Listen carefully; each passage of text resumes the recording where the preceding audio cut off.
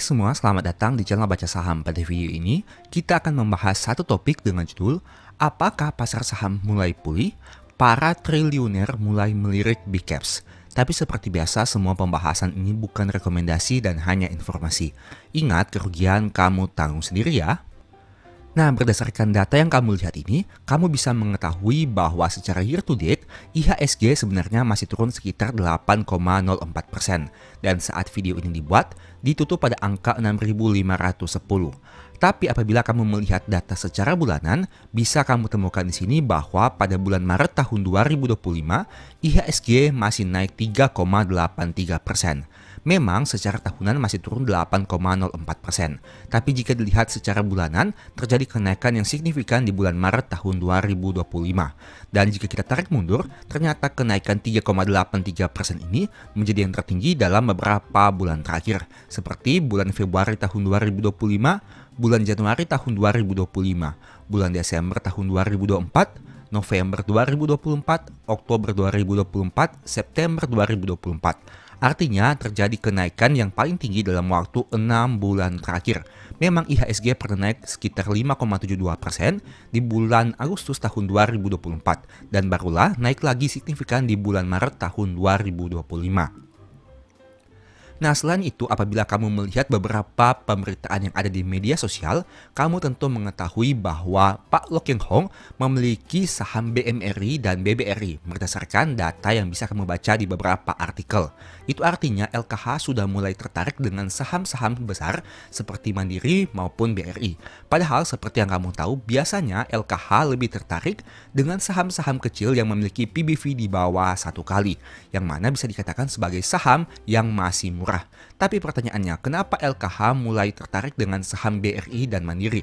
Apakah karena memang harga sahamnya mengalami penurunan yang sangat signifikan dan di sisi yang lain mereka masih mencetak laba yang sangat besar? Kita tidak tahu secara pasti. Yang jelas, yang kita tahu adalah beliau memiliki saham tersebut. Selain LKH, kamu juga bisa menemukan beberapa nama triliuner lainnya yang mulai tertarik dengan saham-saham big caps. Saya tidak akan menyebutkan siapa nama triliuner tersebut, tapi yang jelas, kamu bisa mengetahui informasi tersebut dengan berbagai video yang ada di YouTube maupun artikel yang bisa kamu baca di media sosial. Nah, pertanyaannya, apakah dengan kondisi seperti ini, di mana IHSG sudah mulai naik, saham-saham big caps membagi dividen, para triliuner mulai tertarik dengan saham big caps, apakah itu semua merupakan pertanda harga saham dan pasar saham kita sudah pulih? Kita akan membahasnya lebih lanjut di video kali ini. Nah, untuk menjawab pertanyaan ini, saya memiliki dua sudut pandang. Sudut pandang pertama, ya, pasar saham sudah pulih. Dan sudut pandang kedua, belum, pasar saham belum pulih. Ini hanya merupakan sentimen sesaat. Mari kita lihat beberapa poin inti dari setiap pembahasan ini. Yang pertama, pasar saham sudah pulih. Poin pertamanya, harga saham perusahaan bagus sudah turun drastis. Seperti yang tadi saya katakan bahwa banyak saham besar yang labanya mencetak laba triliunan rupiah tapi harga sahamnya turun signifikan. Turun bahkan di atas 20%, di atas 30% dan lain sebagainya. Hal itu menyebabkan perusahaan-perusahaan ini yang sebenarnya bagus sudah memiliki PBV ataupun valuasi yang jauh lebih rendah dibandingkan beberapa tahun sebelumnya. Katakanlah mungkin biasanya PBV-nya di atas 2 kali, tapi kini hanya tinggal 1 kali. Ada yang PBV-nya biasanya 1 kali, kini hanya 0, sekian kali. Nah, dengan kondisi seperti itu, mungkinkah harga sahamnya sudah dilirik dengan angka yang murah dan sudah waktunya untuk mengalami kenaikan? Di sisi yang lain, apabila harganya saham turun drastis, maka dengan adanya kebijakan dividen yang bertambah, hal itu membuat dividen yield perusahaan-perusahaan ini menjadi lebih tinggi dari biasanya. Sehingga hal itu juga menjadi daya tarik bagi orang-orang yang ingin mengincar dividen dari saham-saham big caps yang mengalami penurunan harga besar-besaran. Poin kedua, hasil RUPS dengan nominal dividen yang besar. Seperti yang saya katakan tadi, dengan adanya penurunan harga saham dan adanya peningkatan kinerja membuat dividen per share menjadi lebih besar. Dividen per share yang besar akan menyebabkan dividen yield menjadi tinggi dengan adanya penurunan harga saham besar-besaran. Nah, kondisi seperti ini cukup jarang terjadi. Kamu mungkin menemukannya hanya ketika terjadi krisis, seperti contohnya di tahun 2020. Tapi untuk tahun 2020 sendiri cukup berbeda, karena kondisinya biasanya kinerja perusahaan mengalami penurunan. Saham-saham besar kinerjanya atau labanya mengalami penurunan, tapi di tahun 2025 ini kinerjanya memang mengalami perlambatan atau tidak tumbuh dengan lebih signifikan. Tapi setidaknya masih menghasilkan angka yang cukup baik dibandingkan kinerja di tahun 2020. Nah, pertanyaannya dengan kondisi seperti ini, apakah pembagian dividen bisa dimanfaatkan sebaik mungkin? Ataukah ini merupakan sebuah warning bagi kita agar supaya bisa memiliki cash terlebih dahulu dibandingkan harus all in di dalam saham? Nah, tapi jika membandingkan data di tahun 2020 dan tahun 2025, sebenarnya secara saham itu sendiri, perusahaan masih mampu mencetak kinerja yang jauh lebih memuaskan. Meskipun banyak sentimen negatif terkait berbagai isu, entah itu isu politik, isu ekonomi, isu makroekonomi, dan lain sebagainya. Kita masuk kepada poin ketiga. Poin ketiga, banyak orang kaya mulai sounding saham big caps. Seperti yang sudah saya katakan tadi bahwa banyak orang triliuner sudah mulai tertarik dengan saham-saham big caps. Contohnya saja seperti yang sudah kita ketahui bersama Pak Lo Keng Hong yang biasanya membeli saham-saham PBV rendah, kini sudah mulai membeli BRI dan Mandiri. Nah, dengan kondisi seperti ini, apakah memang mereka juga melihat adanya peluang yang menarik untuk saham-saham khususnya big caps, di mana harga sahamnya turun signifikan, kinerjanya masih cukup bagus, dividennya besar, dan ada potensi kenaikan di kemudian hari? Itu merupakan 3 poin dari sudut pandang apakah pasar saham sudah mulai pulih. Nah, sekarang kita akan melihat dari sisi sebaliknya. Ternyata ada juga kemungkinan pasar saham ini belum sepenuhnya pulih dan ini hanya merupakan sentimen sesaat. Poin pertama, harga naik hanya karena sentimen dividen sesaat. Seperti yang kamu tahu, beberapa saham besar, khususnya Big Bank, sudah mengeluarkan hasil ROPS, di mana untuk nominal dividen yieldnya cukup tinggi dibandingkan tahun-tahun sebelumnya. Khususnya untuk saham-saham bank himbara, seperti BRI, Mandiri, maupun BNI. Kondisi ini tentu kamu tidak akan temukan pada tahun-tahun sebelumnya, di mana mereka membagikan dividen dengan yield yang mencapai 9 hingga 10%.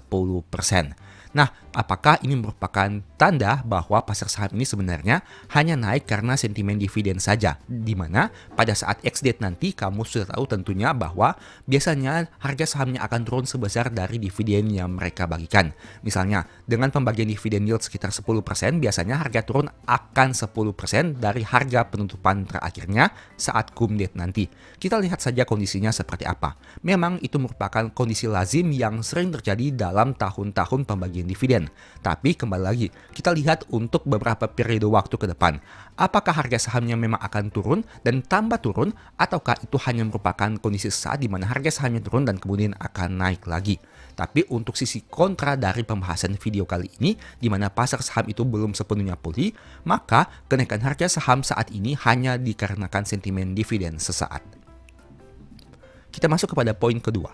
Harga saham naik karena beberapa perusahaan buyback. Kamu tentu sudah tahu bahwa banyak perusahaan besar yang melakukan kebijakan buyback karena mengantisipasi penurunan harga saham mereka yang turun cukup signifikan. Nah, itu artinya mungkin saja terjadi kenaikan harga saham karena perusahaan ini mulai melakukan buyback. Dengan adanya kondisi seperti ini, sebenarnya kamu bisa lihat bahwa kenaikan harga saham ini hanya didominasi atau didongkrak oleh sisi internal saja, sehingga kita belum tahu apakah para big money yang berada di luar Indonesia sudah mulai tertarik dengan saham-saham Indonesia atau belum. Dan poin ketiga yang ingin saya bahas adalah fenomena sell in May and go away tidak lama lagi.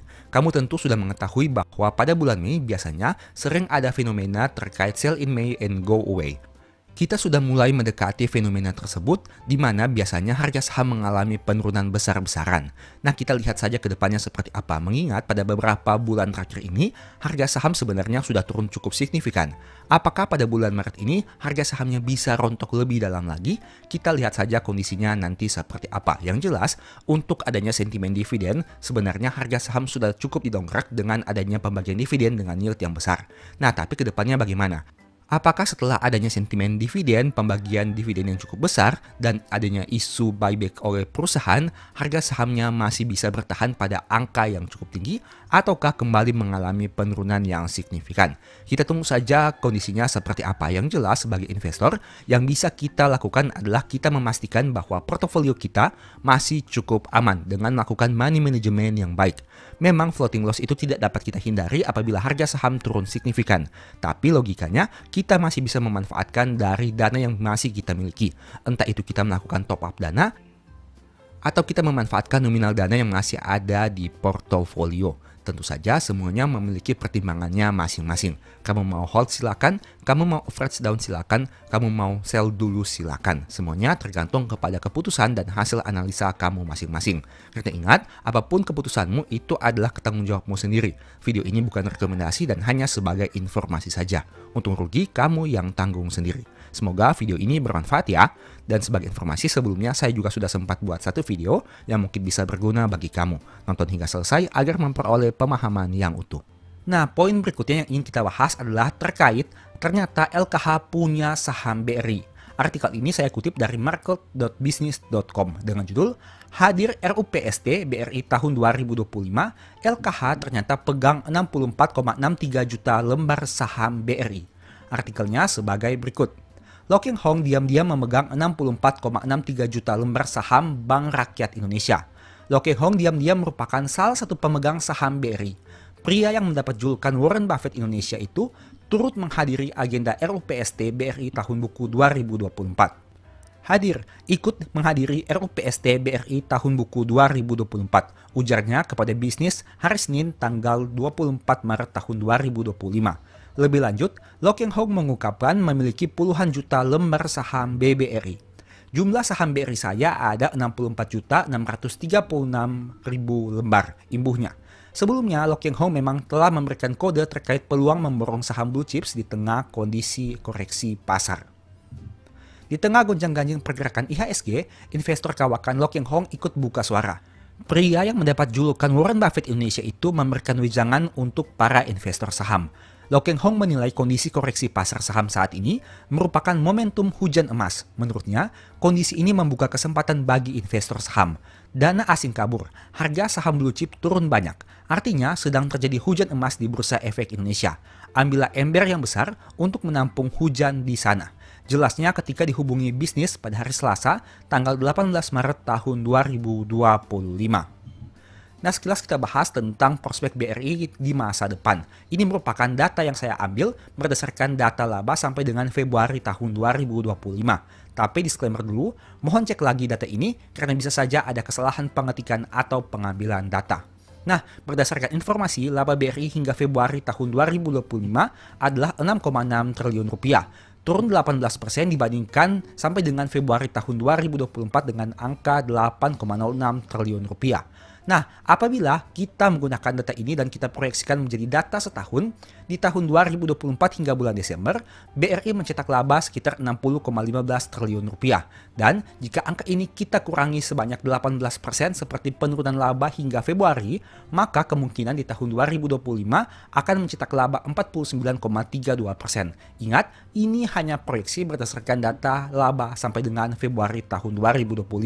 Besar kemungkinan bisa berubah seiring dengan perkembangan laba BRI di bulan Maret, April, dan seterusnya di tahun 2025. Nah, dengan dividen per share yang dibagikan untuk tahun buku 2024 sebanyak 343,4 per lembar saham, apabila kita kurangi 18% seperti kinerja di tahun 2025 ini, maka diproyeksikan dividen per share-nya menjadi 281,6 per lembar saham. Sebagai informasi, disclaimer juga, ini dengan asumsi dividen payout ratio-nya sama untuk tahun 2026 nanti. Nah, dengan menggunakan harga saham sebanyak Rp4.000, itu artinya dividen yield BRI akan menjadi 8,6% untuk dividen tahun 2024 dengan angka 343 dan akan menjadi 7% untuk dividen tahun buku 2025 dengan berdasarkan data hingga Februari tahun 2025. Kembali lagi, ini merupakan sebuah proyeksi saja. Saya tidak mengetahui di masa depan akan terjadi seperti apa. Mengingat kita hanya menggunakan data hingga Februari, kemudian kita analisasikan menjadi waktu setahun, dan kita bandingkan dengan tahun 2024. Ingat, kamu juga harus validasi lagi untuk data ini. Mungkin saja ada kesalahan pengetikan atau pengambilan data. Apabila kamu memiliki saham BRI, tentu kamu juga harus mempertimbangkan peluang profit dan potensi kerugian yang bisa kamu peroleh. Salah satunya adalah dengan mengantisipasi berapa dividen BRI di tahun 2026. Ini tentu penting untuk kita melihat bagaimana prospek BRI di masa depan. Salah satu caranya adalah dengan melihat atau up to date dengan laba BRI selama bulanan. Hingga saat video ini dibuat, masih per bulan Februari tahun 2025. Untuk itu ke depannya, kemungkinan besar angka ini akan mengalami perubahan. Seiring dengan peningkatan atau penurunan laba BRI di tahun 2025, kita tunggu saja ke depannya seperti apa. Apalagi kita masih menunggu data Q1 tahun 2025-nya agar supaya memperoleh gambaran yang lebih luas untuk kinerja BRI Group. Tapi setidaknya dengan data ini hingga Februari tahun 2025, kamu jadi memiliki gambaran bagaimana kira-kira di tahun 2026 nanti. Apakah dengan harga saham yang berada di kisaran angka 3 ribuan saat video ini dibuat, masih menarik untuk dikoleksi atau tidak? Silahkan kamu pertimbangkan, silahkan kamu hitung, dan silahkan kamu antisipasi berdasarkan potensi profit dan risiko yang siap kamu hadapi. Pembahasan singkat pada video ini selalu ingat bahwa semua saham yang disebutkan bukan rekomendasi dan hanya bersifat edukasi serta informasi. Mohon juga agar dapat mengecek kembali data yang ditampilkan karena bisa saja terjadi kesalahan pengetikan atau pengambilan data. Di video berikutnya ini dibahas materi apa lagi? Tulis di kolom komentar ya. Sebagai informasi, berikut ini beberapa list ebook baca saham. Pertama, psikologi saham. Kedua, stock for living. Ketiga, strategi nabung saham. Keempat, the stock market. Dan yang kelima, cara cepat analisa laporan keuangan. Apabila tertarik, chat saja pada nomor WA yang ada. Sekian video ini, semoga bermanfaat. Thank you.